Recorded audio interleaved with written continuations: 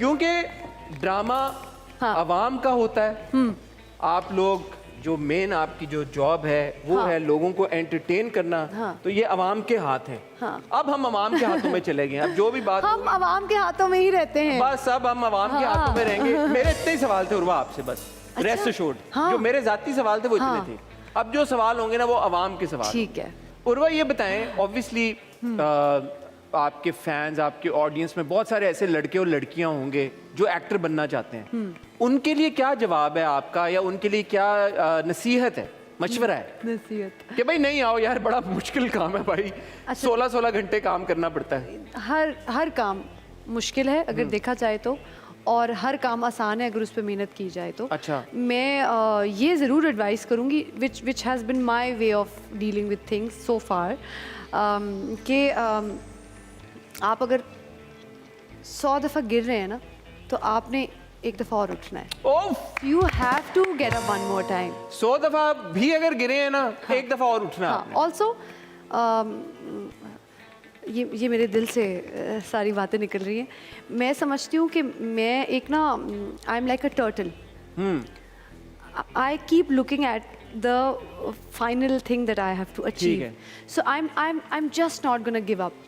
Even so, हर किसी की अपनी एक पेस होती है.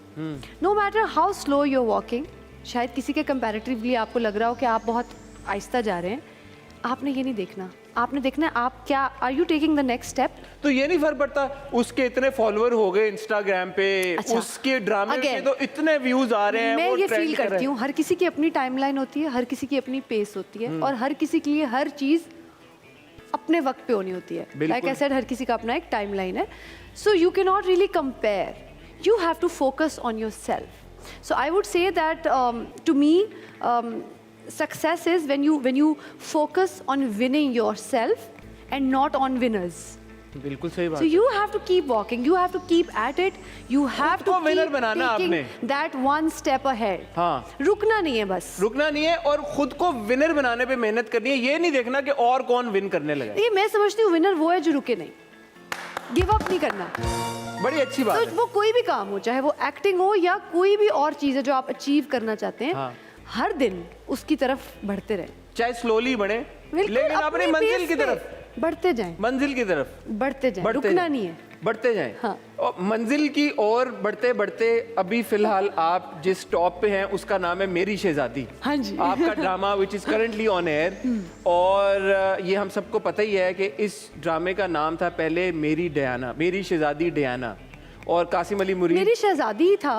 I feel कि वो it got lost in the news like that. So कहानी कुछ इस तरह है। लेकिन सॉरी मैं आपकी बात काटूंगा, आपके किरदार का नाम भी डियाना ही था? नहीं, मेरे किरदार का नाम दानिया ही दानिया था। वो ड्रामे में दिखाते हैं कि प्यार से जो नाना नानी है वो उसको कहते हैं ये तो हमारी डियाना है। जैसे मैं आपको मजे की बात बताऊं, व्हेन आई वाज यंगर तो मेरे अब्बा अक्सर कह देते थे कि वो बुलाओ लेडी डायना को आके खाना खा ले। ऐसे होता है, ऐसे होता है। वड्डी लेडी डियाना ये भी। सो इस तरह के मेटाफॉर्स बहुत से बन जाते हैं, तो मेरे साथ ये हुआ है।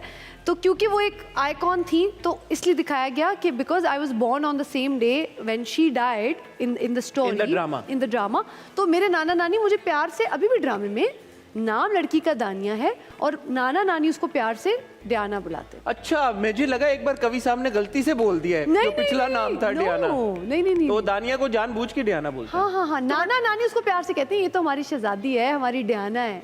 तो कासिम अली मुरीद जो कि डायरेक्टर हैं, उनसे जब मेरी गुफ्तगू हुई तो उन्होंने बोला कि एक्चुअली ये लेडी डियाना के ऊपर बेस्ड थी कहानी, तो आप लेडी डियाना नहीं प्ले करें? बेस्ड है, no I was not playing her.